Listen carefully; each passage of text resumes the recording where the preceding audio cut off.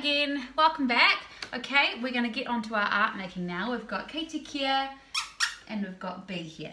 So, all you need to do your artwork is the paint that you made or the dye that you made, or you don't have to use that, you can just use any pens that you have or pencils. And you obviously need paintbrushes or your finger if you're using paint. And you need a piece of paper, any is fine, but thicker is better if you're using dye, so the water doesn't make the paper go funny. And maybe a cup of water to put your paintbrush or your finger in, and something to wipe off the colour, like newspaper, magazine, paper towels, tissues, anything like that. Okay, so we're going to be looking at Neo-Expressionist art. This is one of my favourite genres or types of art. I'm going to show you some Neo-Expressionist artists who are really cool, and I hope you like them too. So let's take a look. So Neo-Expressionism is known for its bright colours, for being rough and messy, so really untidy. And this particular artist here, Keith Haring, he used markers, which is like really thick felt tip pens. And he made really bold lines. And he was really, really messy, and you can see the really bright colours that he's used. So take a look and see if you can recognise any of the things he's drawn in here.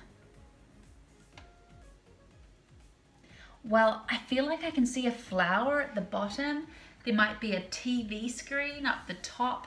I can definitely see some more flowers and plants and maybe a sun at the very bottom with a bird of some kind. I also think I can see some human bodies that look like they're inside a chain down in the bottom with the pink and the blue, green, orange and yellow. So this is Keith Haring, so we're going to be a bit inspired by him today. Here's another of Keith Haring's works. He was really well known for doing these people doing all sorts of actions. People who had no faces and did things like dancing and wiggling and jumping and all sorts. This is Elizabeth Murray. Elizabeth Murray was very Neo-Expressionist because she used bright colours as well, and she's quite rough and messy. She's bold like Keith Haring, so she's got bold lines, but her work is known for lots of different funny looking things being all squished together. So it looks like you've got everything on your floor in your room and you've squished it into a pile, which I think looks incredible. You might recognize some of the objects in there, but lots of them you can use your imagination to decide what they are. The big green thing is supposed to be a finger. Here's another of Elizabeth Murray's works. Now you can work with coloured pencils like this today if you want to. The last one we're going to look at is Jean-Paul Basquiat. Now, he's one of my favourite artists in the whole world. You can see with his one, you really can recognise some things in there. Can you see the bird in the middle? Can you see the writing? He uses bright colours too, and he's rough and messy, just like the other two artists. But he puts a lot of letters and numbers and writing in his work too. And here's another. It looks like there are two cats sitting down to dinner to eat a roast chicken. So it can be really, really silly, which I love about Neo-Expressionism. So today we're going to look at contrast. Do you know what contrast is?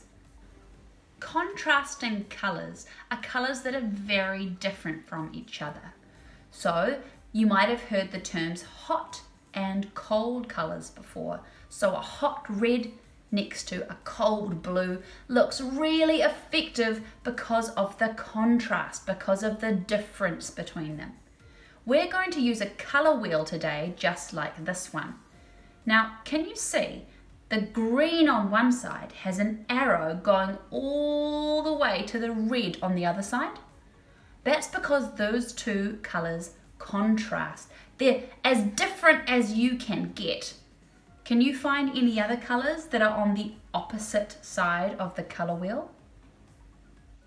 Blue and orange, well done. Blue and orange contrast. They look really good together because they're so different.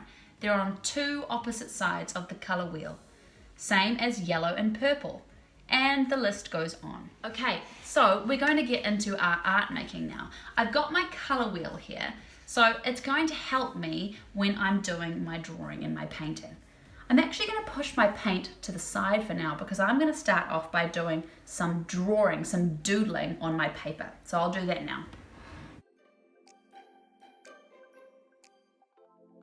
Okay, so I have a beautiful white sheet of paper and I'm really excited to get started on it. Now, the best thing about Neo-Expressionism is you can make really weird stuff up. It's basically just like when you're doodling, when you're at home and you draw a random picture of whatever you like. You might draw a cat who's sitting on a roof, or you might draw a unicorn that's jumping in a field, or you might draw a banana with a face and some legs. It doesn't matter. Neo-Expressionism is as wacky as it gets, so I want you to be wacky. Now, if you have trouble being wacky, I'd recommend that what you do is you get the letters of your name and you think of something that starts with each letter and you draw it somewhere. So my name is Sophie, so the first letter is S. What's something wacky I could draw starting with the letter S? I think I'm going to draw a snake with a face. Okay, I quite want my picture to be all squished up like Elizabeth Murray. So I'm going to start off doing a wacky snake and then add things in really close and squished. You can do this with a vivid or a black pen or a black pencil, but you might want to make it quite bold. It's up to you.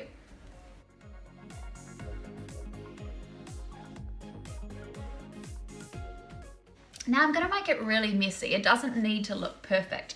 So when I do the stripes on my snake, they might be a little bit all over the place. Okay, I've got my snake. So that was the letter S. What's next? I have the letter O. What could I draw with an O? Something fun and wacky, anything at all. I might do an octopus shape, but I don't want it to be really obvious that it's an octopus. So I'm just going to do the shape of it.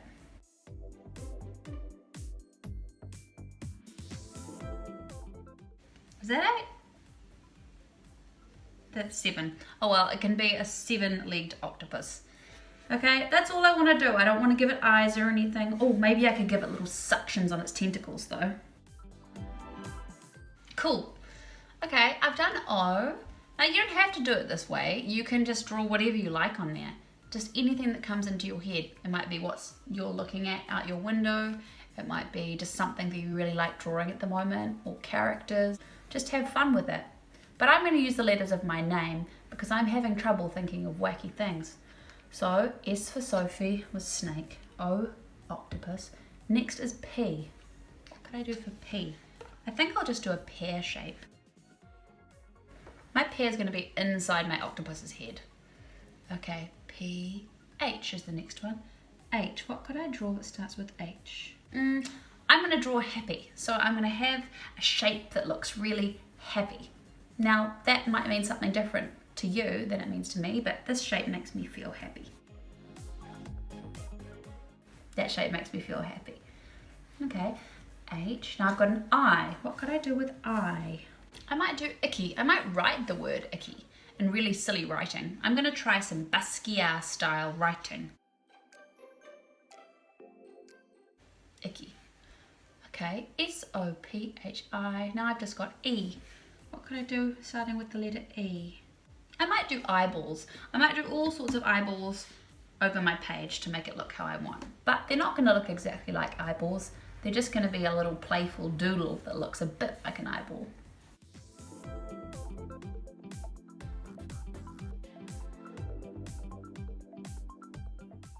Okay, I think I actually like how mine's looking.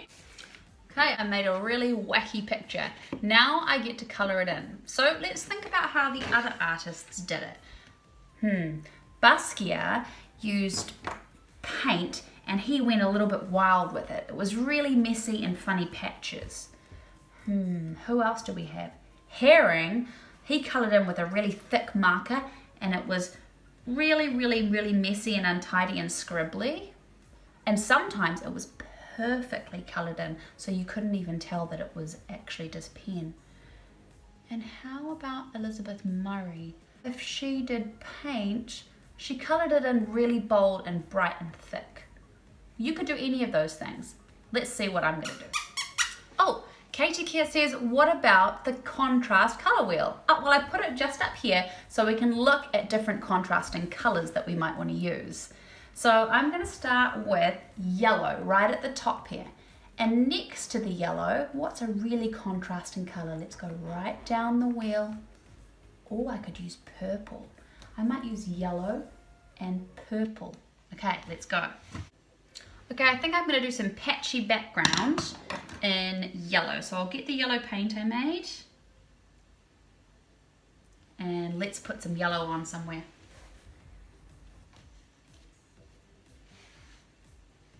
I'm going to do it a bit like Basquiat.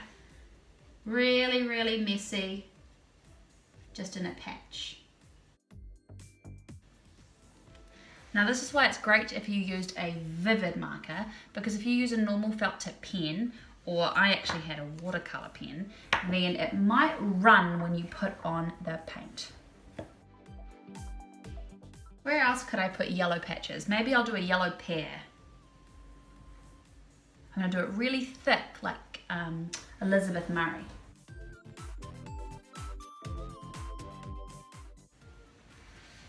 Okay, I love that. Where else could I put some yellow? I might do some yellow circles down here. Cool.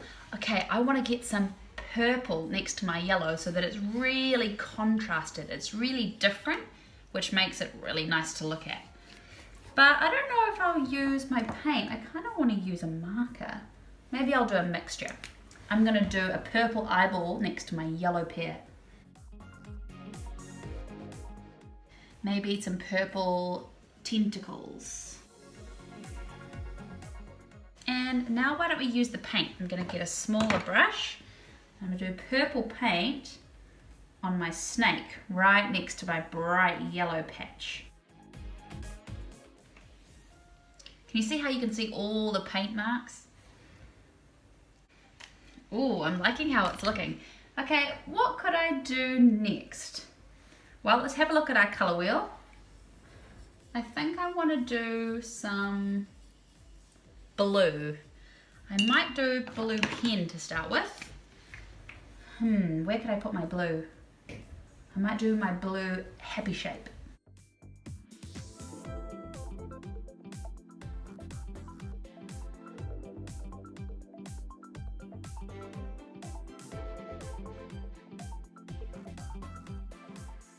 Okay, I've got lots of blue tentacles.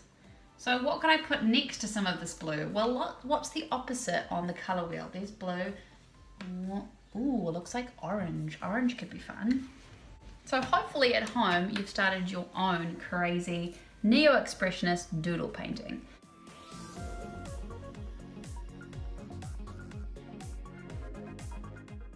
Now if your paint accidentally drips down the page like mine, that's totally fine. Try experimenting with dripping. Now I quite like the way that Keith Haring had lots of white space, kind of messily around his shapes, so I'm leaving quite a lot of white around mine. Now where else was that blue so I can contrast it? There it is.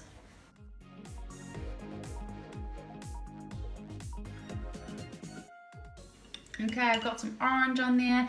Now, hopefully you're doing this at home and you're just going wild with it. So I'm going to start going wild with it and you can just see what I try. I'm going to keep looking at the contrast color wheel to try and find colors that are on the other side of the wheel and put them next to each other to make it look really nice.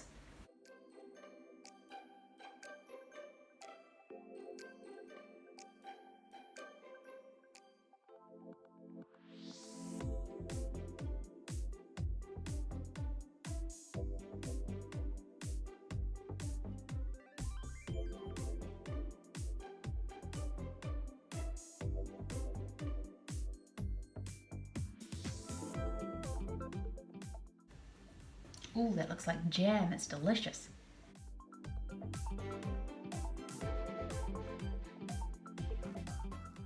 I'm making the spot that says icky look really icky and jammy, like there's jam dripping all over it.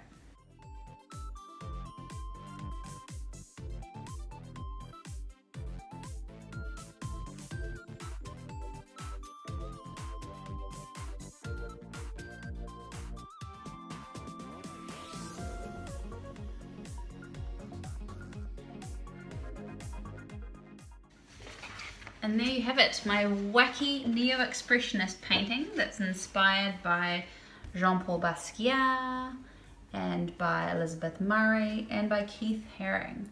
I love it. Hopefully you have a really juicy, crazy picture that you can send me and your teacher a picture of. So here is my Neo-Expressionist painting. You can see that it's all squished together like how Elizabeth Murray does it. It's also got lots of thick, dark, coloured in areas and bold lines like Keith Haring. And it's got all sorts of juicy drips of paint and messy brushstrokes just like Jean-Paul Basquiat. So I hope you had a lot of fun doing yours. You can see I haven't worried about being messy. I've been really messy and I've had lots of fun because that doesn't matter when you're doing Neo-Expressionist painting. And I've tried a lot to use contrasting colours. So colours that are around about on the opposite side of the colour wheel, I put those colours next to each other. So there might be a really cold blue with a bright hot orange, or there might be a really hot red next to a cool green, and it makes it look so nice on your eyes. I hope that you've tried experimenting with contrast too.